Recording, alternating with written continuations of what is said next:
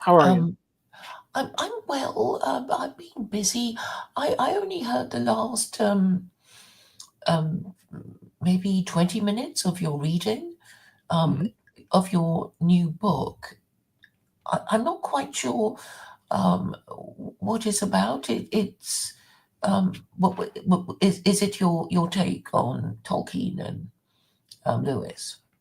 So this is the first chapter of a section. I think it's 7 chapters about stories, narratives, myths. Um, and I start with Tolkien and Lewis because that's where all Christian people always start. And I tried to push back a little bit on some of the common uh, my gripes with the common takes on Tolkien and Lewis.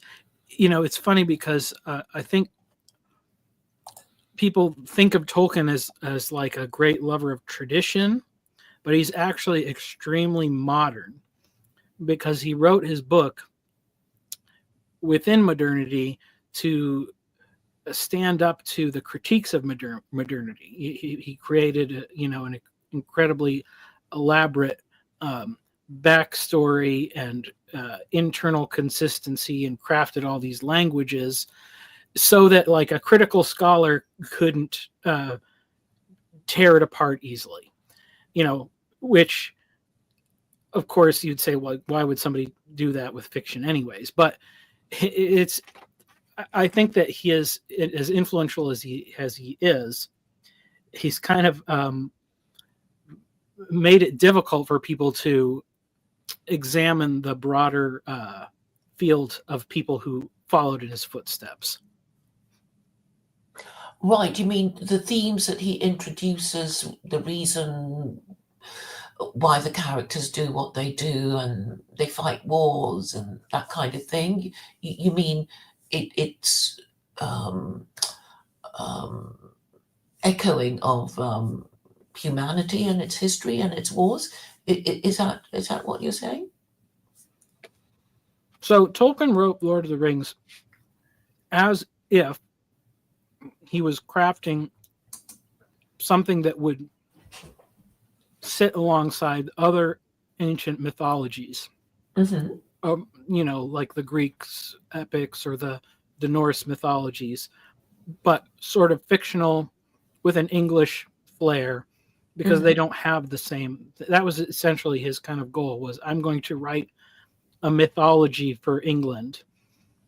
Um, and because he was a scholar and studied those ancient texts and languages, he wrote it in a way that was, uh, I guess you could say, he really put a lot of effort into the work of making it airtight.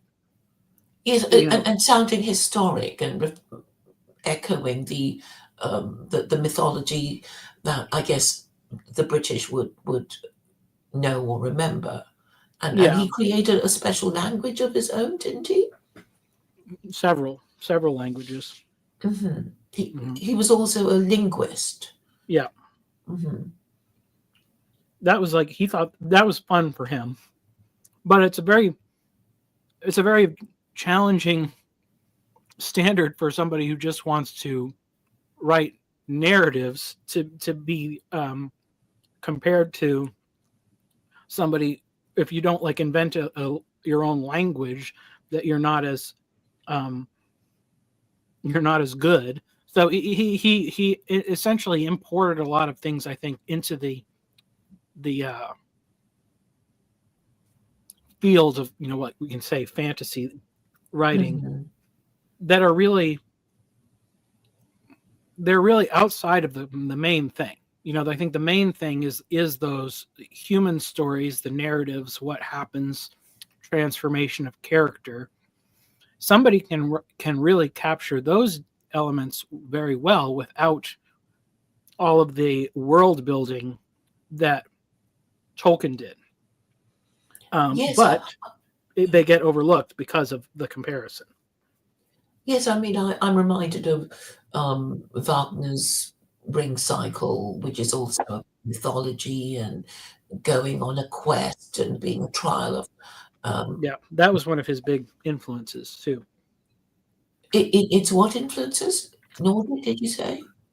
The Ring Cycle was one of Tolkien's influences. Oh, yes, yes. And where did Wagner get it from? German mythology? Pagan, Nordic Yeah, mythology, I yeah, guess. yeah.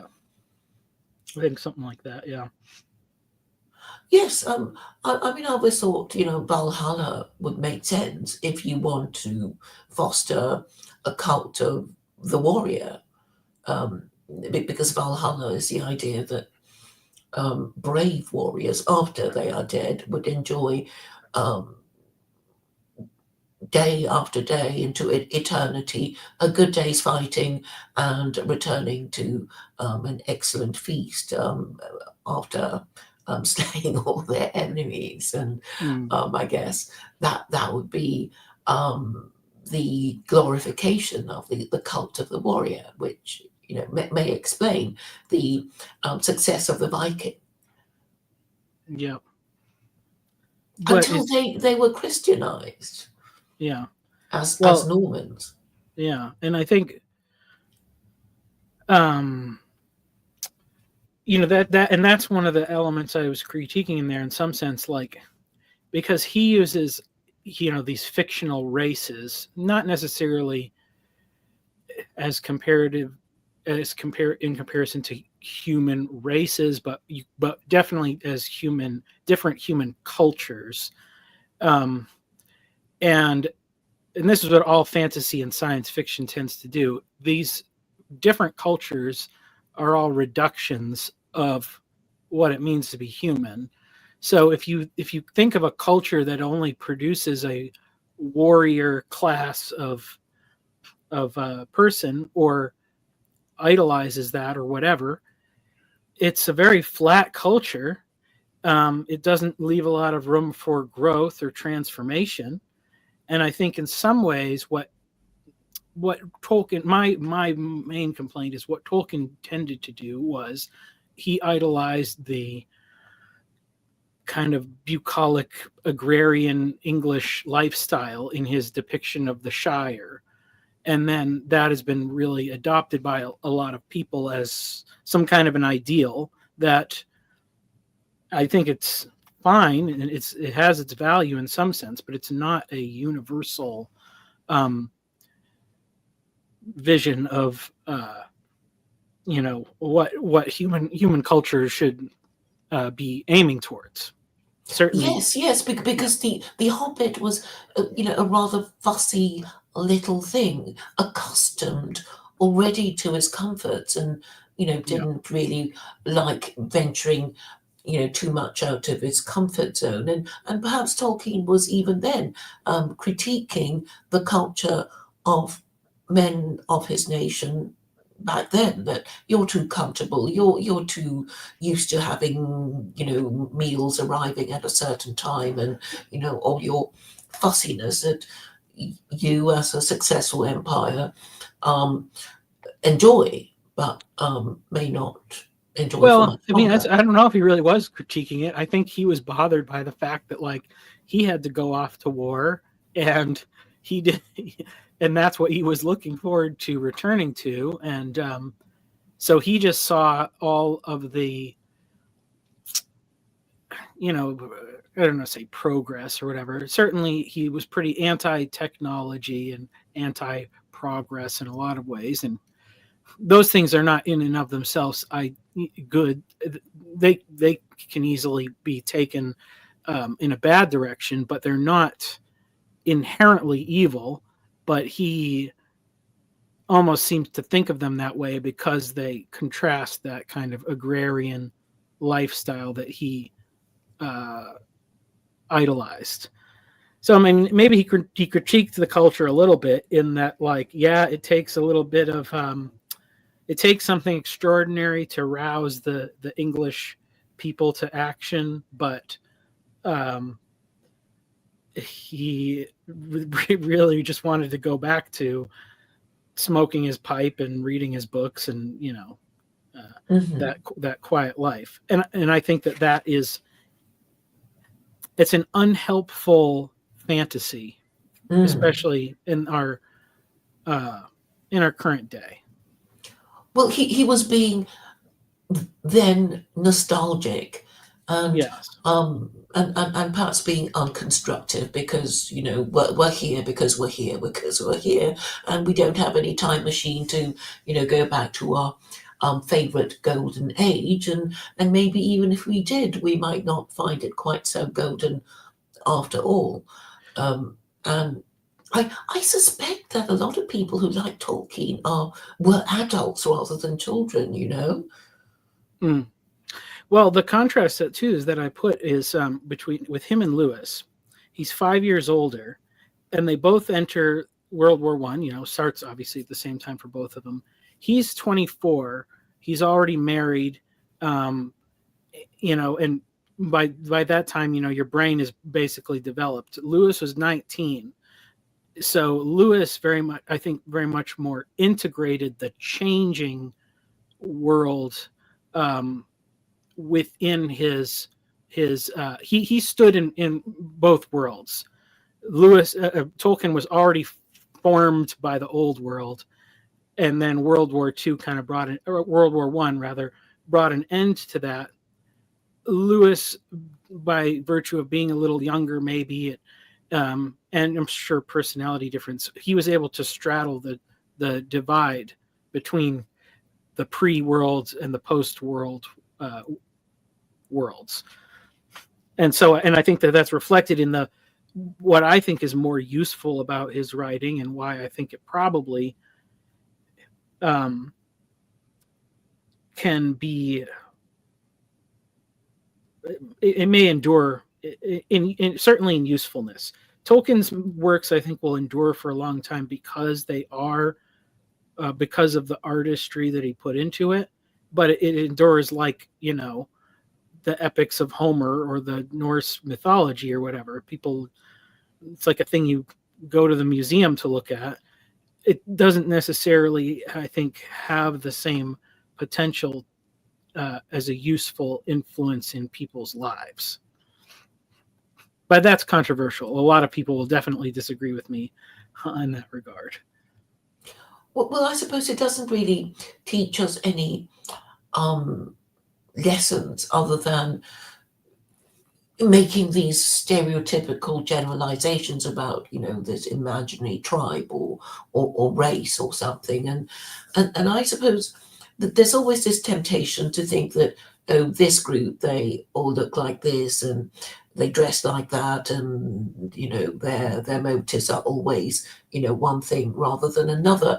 It's a kind of comic book imagery that we want to have, and I suppose that the most primitive conception we can have is the video game Space Invaders, because you see these flying saucers and we know that we're supposed to shoot and destroy them, and this is what we want our enemies to be like, to be visible, to be obviously different and obviously distinctive, so we know what to do about them, but unfortunately real life is very complicated, and there are all these uncomfortable sayings that tell us about the enemy within. Mm. Well, and also, I mean, it is just a reductionist worldview because, I mean, if you think about maybe all the colonists or whatever, they just looked at Africa and said, like, Africa is a funny thing because maybe, I don't know, maybe if their people are a little more precise, but like in the United States, people just refer to Africa as if it were a country and not a continent, and Africans as like some kind of a monolithic people group. But the kind of conflicts and differences that arise within cultures, if you're an outside observer, you don't see what the big deal is, but people fight to the death over all sorts of little trivial differences between their tribes. I mean, that was kind of I guess in the biblical sense, the comparison between the Jews and the Samaritans. The Samaritans were the closest culture to the Jews, as they were basically brothers or cousins, but that proximity highlighted the differences, um, I guess, in a way that made them very antagonistic towards each other. Yes, rather like the um, religious rivalry between um, Jews, Christians, and Muslims. Could you remind me about what the bone of contention was between Jews and Samaritans? It was about where to worship. On which mountain should we worship? Oh, was that it? Oh no, there was all sorts. I mean, well, that's there's some initial thing that's sort of silly, maybe, but if you don't resolve it, it builds into a rivalry where there's all sorts of scores to settle on both Yeah, sides. So and correct me if I'm wrong. Isn't the other thing also just that don't Samaritans believe that the Torah was revealed on Mount something, not Mount Sinai? Mount Gerizim. Yeah, Well, don't they well, believe the I don't Torah know if was revealed there? I don't know if they think the Torah was revealed there, but they believe that Mount Gerizim is the place that was revealed as the proper place to worship instead of Mount Zion or whatever. But yeah, Mount Sinai? Zion. I thought it's Hill country. Sinai. Well, Sinai is where the Torah was. I don't think that they dispute where the Torah was revealed, but they argue between Mount Gerizim in Samaria and Mount Zion in Jerusalem. Oh, okay. Yeah. And don't Samaritans also reject the oral Torah? Don't they also reject the Talmud? Yeah, so they have their own version of the Torah, the five books, the Samaritan Pentateuch, and then they don't use, and then they have like their own different version of Joshua, I think, and then they don't use any of the other books beyond that. But they also, because it's like after that split, after King Solomon, that's like, well, that's not our history, that's their history. So that's why because they're more connected with those northern tribes. Yeah. Yeah. So I think they have other writings and traditions, like they have a history, but they don't consider it all of the same spiritual significance. There's a question in chat. I don't know if it's directed towards you, but it's a nerd question. How does Rand light the pipe at the end? I don't know. That's one of those mysteries. I don't remember what the hypotheses are. I guess it's just the wheel weaving as the wheel wills. Yeah. Sorry, I'm just catching up in chat. Yeah, that's crazy. Someone's saying Lord of the Rings is boring. Yeah, I think it's kind of boring. Yeah. Do you have a favorite thing by Tolkien? I mean, I like the Lord of the Rings. I think it's good. I just think people just they idolize it too much. It's like, come on, read another book. We've had many books out there, and it's just like the thing of, it's funny. This is why I even say, like, before you decide to critique one book over another, like, you should try writing a story, because then you'll see like how difficult it is, and try to like write something that's original or whatever.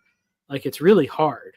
So then if you do that, then you have a lot more respect for anybody that writes something that's, decently put together, even if it's not Tolkien. Like, Tolkien just he nerded. He was in like an autistic nerd about languages and world building and cultural stuff, and he made like the most ridiculously overcomplicated fantasy book ever. Okay, so your favorite it would be Lord of the Rings.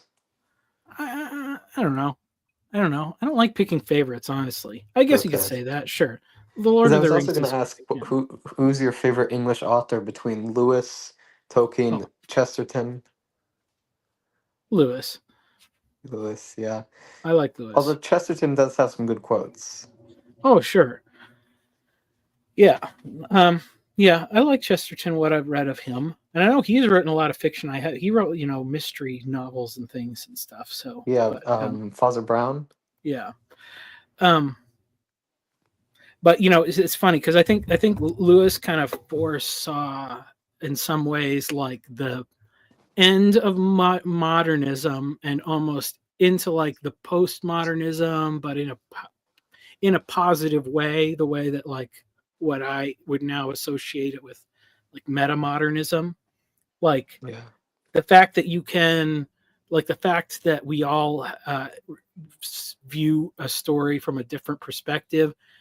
The bad part of postmodernism is like, oh well, you can just use stories to manipulate people and say whatever you want and do whatever you want, and that's bad. But if you go beyond that, then you can say, well, this means that like all of these stories can connect us in some way to Yeah. God or whatever.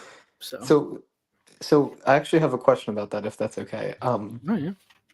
So, correct me if this is mistaken, but my understanding is that the difference between modernism, postmodernism, and metamodernism is that modernism says there's a world of objective facts devoid of values. Postmodernism says there's a world of competing values with no objective facts. And metamodernism says that there's a world of value infused facts. I think in the meta sense, like the way I see it is, and I think the internet really brought this about. Everything is on the table in metamodernism. Oh, and the strengths and weaknesses of both traditionalism, modernism, and postmodernism are all there for like everybody to see. So, like the problem with modernism is you have to have like the world as this. It kind of needs like a materialist frame. You need to have like a closed universe uh, where all of the facts correlate to all of the things and like everything is knowable. But that's just not how reality is. Like that, you can apply that way of thinking to something like a book. Like you could take Tolkien's created world and put it in like a modernist frame, and you can be like, no, only Tolkien can create things within this world. You can't just project your own values onto it. If he'd said something is black, you can't call it white, etc. Because it's like a closed thing. So it's like modernist thinking works within that system. But then if you try to apply that to like the real world and reality, you run into all these problems. And then the postmodernist basically says, hey, yeah, well, look, these things, you have all these problems, so you can't know anything. But it's just using it as an excuse to do whatever they want. And there are some limits to things. So I think I think in some ways the metamodern thing is just to say like, okay, these things aren't all like mutually exclusive. Like they all have their strengths and weaknesses, and we can use them to try to like figure out stuff better. Okay, that makes sense. So maybe I was Yeah. oversimplifying it because that's kind of how I was thinking about it. But no, that makes more Well, sense. because what was the thing you said? You said what was modernism said there was objective facts with no value. Is that right? Yeah, And postmodernism is value. What was it? competing values with no facts. Right. Okay. So I think in the metamodernist thing, there is objective facts. There is also values. They maybe are They are competing, but yeah, there is facts. Like there's a like that's the thing. Like the postmodernism, it just doesn't deal honestly with like it'll do that stupid thing of like, oh well, you're just saying that because you have an implicit bias or something. And it's like, well, yeah, but there's like limits to that stuff. You can't just dispute everything all the time. Like the rain falls on the righteous and the unrighteous. That's not a competing. You're not manipulating the facts or whatever. Like just some stuff about reality just smacks you in the face, and that's what postmodernism kind of pretends like it doesn't. So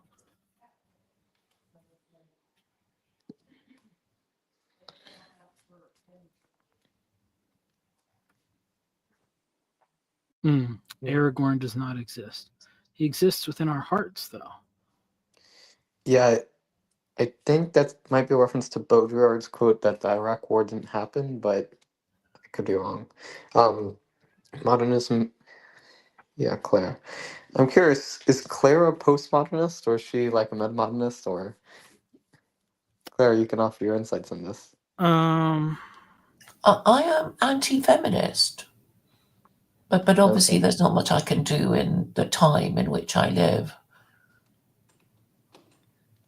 So I would say modernism is basically feminism and atheism, and postmodernism. I mean, we think we're postmodernist now, don't we? I don't think I'm postmodern. Well, okay, I think of them as periods of time. So Well, that's a if modernist way of thinking about them, though. yeah, because ultimately, in 2,000 years' time, will people then be thinking of themselves as being modern? And what does it mean to be modern other than to reject the idea of theism? That is what I've made out of these names and these ideas. To be modern is by definition, I think, to reject God, which Okay. some people may think is a good thing. So are you like meta-modern if you reject modernism and postmodern? Well, metamodern is a new one for me. I'm not sure what it means, so I can't say whether I'm for or against it.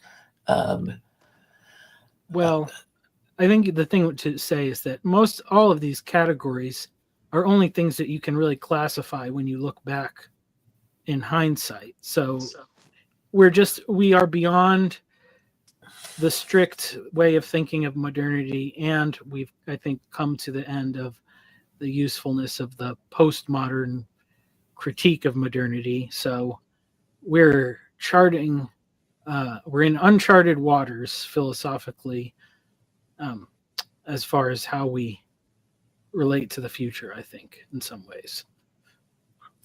Well, I think it's really to do. I mean, I think it's more helpful if we talk about the furniture in our minds, because obviously in a certain period of time, most.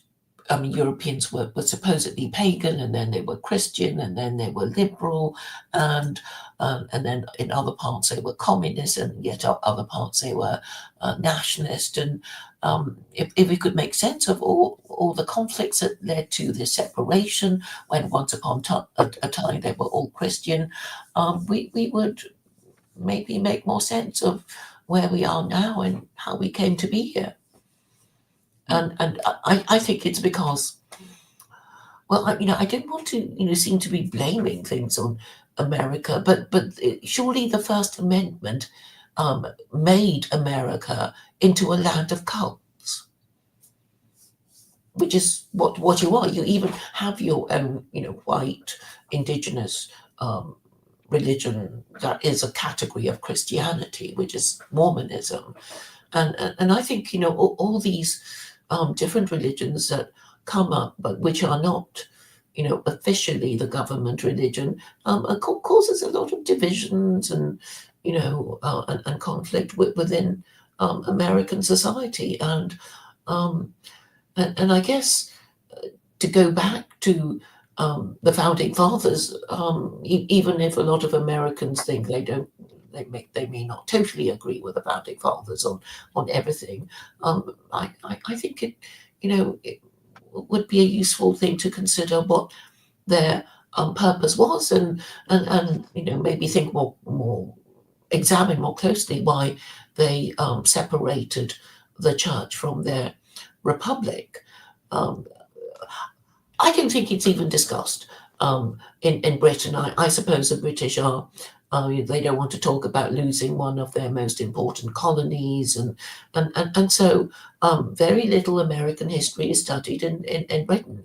I'm a bit of a nerd on these things, so I guess I managed to pick it up. But I think ultimately the furniture that needs to be changed in our minds is whether we want to be a republic or whether we are happy to live under a monarchy.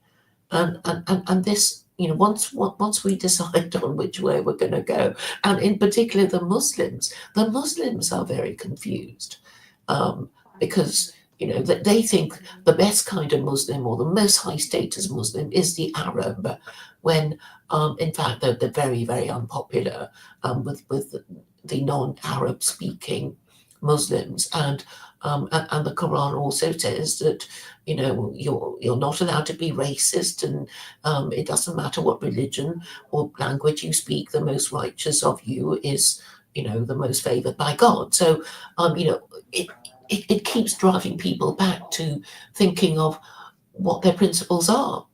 And I think in a way it makes things simple. It's like, well, what should our principles be, or what should our national principles be? And I guess for American, it's the First Amendment, but then this comes in conflict with their Christian identity. And I know there are some people who think America ought to pass a Christian amendment to make America officially a Christian republic. And I suppose these are very interesting and controversial subjects to discuss. Well, I think okay, I'll say two things, and then I think I'm probably gonna boot you guys and read another chapter, and then I'll let people back in again. But one thing, yeah, I think this is a big critique of my book, is I think that people who can only see the top-down solution, that's not a very effective way of getting what you want. And so the solution is to start from the bottom up. And so it is a monarchical vision in some ways, but it's a monarchy of households.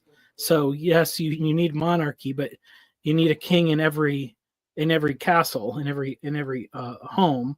And if everybody's aiming towards the right things, you get where you're going. The other interesting thing is bringing in the Mormons. I think somewhere in these chapters, monarchy isn't a kind of idolatry, because you are worshipers of the King of Kings. That requires you to be a king. But Mormons have really taken a big. They've probably used modern fantasy the most effectively. There's been a lot of very successful Mormon writers who I think have explained some of their not even explained, but you can tell that they're exploring their beliefs through the writing of fiction, and it's interesting. So I even see, because of that, in the public acceptance of Mormon fiction writers, there's going to probably be more cultural convergence in the future.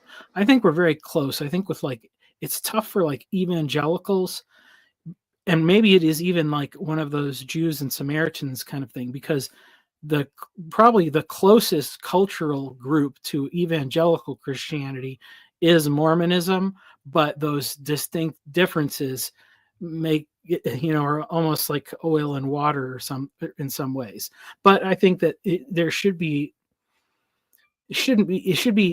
have your separate places on Sunday morning, but you should work together, and maybe consider going to the same schools, or depending on who's in control or teaching it, you craft a suitably neutral framework.